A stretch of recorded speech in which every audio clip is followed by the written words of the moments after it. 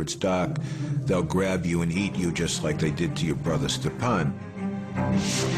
Her claim that his brother had been cannibalized was impossible to confirm, but psychiatrists speculate that Chikatilo himself might have been traumatized by another crime, an assault on his mother. His sister was born in 1943 during a time when the Germans were occupying a large part of Ukraine where he lived. And his father was supposedly in the Red Army at the time. It's hard to imagine how the father could have gotten back to the family home to impregnate the mother. And they had a one-room home. So it's quite possible that he saw a German soldier rape his mother. Also devastating in the eyes of 13-year-old Andrei was the fate of his father, taken prisoner by the Nazis. When Chikatilo's father finally returned home in 1949, he was suffering from tuberculosis. Rather than being rewarded for his war service, he was branded a traitor to the Soviet government. You either died in battle or you triumphed, and there was no third way that was honorable. Stalin's paranoia was such that soldiers who were captured by the Germans and held captive were considered suspect. Although the Communist Party made Andrei's father an outcast, Andrei's own devotion to the state was such that as a young teen, he became an active member of the Communist Youth League. Chikatilo was very genuine in his belief, in his professed public belief in communism. But with the onset of puberty, young Andrei realized that he was not like the other boys in the Youth League. He never fit in very well, and he felt embarrassed and humiliated generally about his lack of sexual prowess. His social circle consisted of much younger children, with whom he felt comfortable because they understood him, or elderly people who liked him because he was always a good boy. As a teenager, Andrei was attracted to young girls, but he was humiliated when he found himself unable to perform sexually. At that point, he was probably as attractive a man as he was ever going to be, and started having courtship with a girl in the village. And his impotence destroyed that relationship. It became a subject of gossip in the village.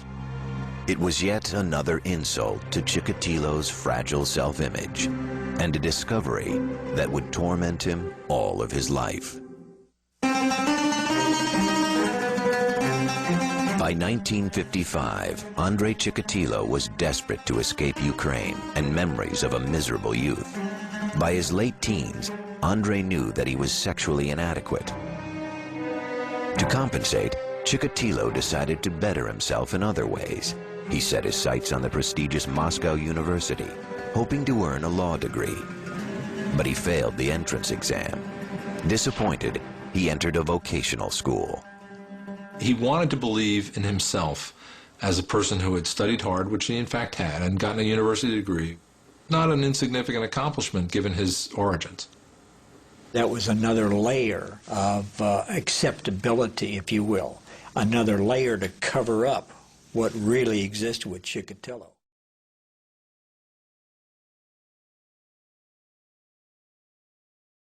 Serial killers don't wake up one day and decide that they would go out and kill a woman. That sounds like a good idea. It doesn't work that way. It begins 10, 15, 20 years earlier in the offender's mind, in his fantasies. Those fantasies took root in an ordinary and unremarkable place. Rader was born in Pittsburgh, Kansas, on March 9th, 1945, the oldest of 4 sons of William and Dorothea Rader. The family moved to Wichita when his father, a former Marine, went to work for a gas company. Friends say there never appeared to be anything unusual about young Dennis or his family relationships. I'll never believe that he was abused in any way as a child. I've never saw him being abusive to anybody else or to animals and this kind of stuff. Things have had to have happened to Dennis Rader during his lifetime to where the ultimate pleasure is somebody else's suffering, somebody else's terror. And Rader admitted his sadistic fantasies to reporter Hedberg. I asked him if he knew growing up that there was something wrong with him, and he said as early as elementary school he knew that there was a problem. And what kind of problems were those? Sexual fantasies. He was surprised that no one caught it, that no one noticed that there was something different about Dennis Rader, even in grade school. It was the beginning of Dennis Rader's secret life, and he continued to hide it from everyone at Wichita Heights High School. The thing that really stands out about Dennis is the fact that Dennis never really stood out. The invisible man. 99% of the time that I saw him, his mind was 1,000 miles away. I have never saw him laugh. That's one of the things that sort of stuck with me. You know, no sense of humor. Rader joined the Air Force in 1966 and was stationed in Europe and Japan. He reached the rank of sergeant and repaired communication systems. He was even awarded the Good Conduct Medal. He returned to Wichita in 1970, and the following year married Paula Dietz, who was working as a secretary at the VA hospital. He took a job at the Coleman Company in 1972. One of his co-workers was also his first victim, Julie Otero. It exploded on January 15th, 1974. That's when the volcano exploded. You know what it was that caused you to reach that point?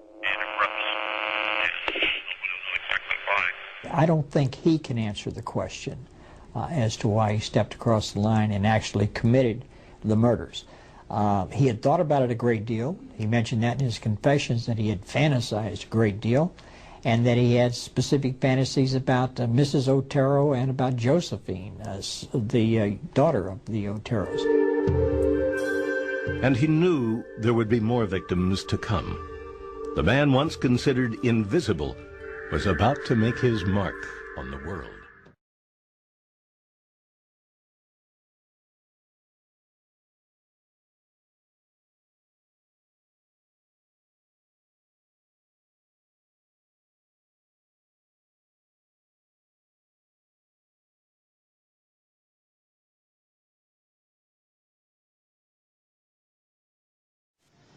You know, this is a guy who has been doing this his entire adult life.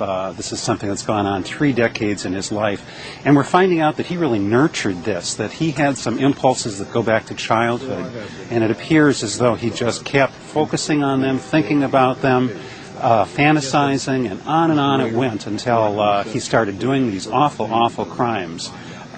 Through this nurturing, he built a fantasy world, and he acted it out in the most atrocious ways. And tomorrow we're going to hear the details of how he acted it out. Howard, are serial killers born with something in their brain that then gets activated at some point in their childhood, some sort of trauma? You know, I know some people believe that.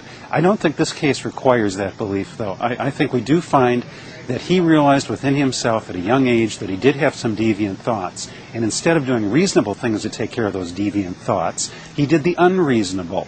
He fantasized on them. He dwelled on them. He really nurtured them until he was totally focused on them and was willing to risk everything in his life and everybody important in his life in order to act them out. So I don't know that this is something that he was born with.